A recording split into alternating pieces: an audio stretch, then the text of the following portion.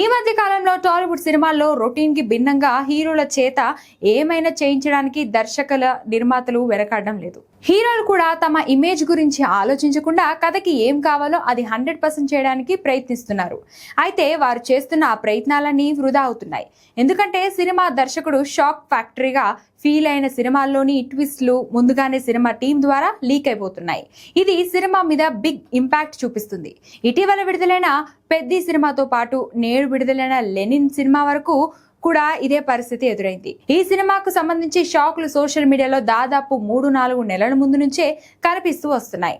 ఒక రకంగా మరి ఆడియన్స్ ని ప్రిపేర్ చేయడానికి సినిమా టీం ఇలా లీకులు ఇస్తుందో, లేక సినిమా కోసం షూటింగ్ సమయంలో పనిచేసిన వారు ఎవరైనా లీక్ చేస్తున్నారో, లేక సినిమా టీం నుంచి పొరపాటున లీక్ అవుతున్నాయో తెలియదు. కానీ ఊరు పేరు లేని సోషల్ మీడియా అకౌంట్ల ద్వారా ఈ విషయాలు బయటికి వస్తున్నాయి.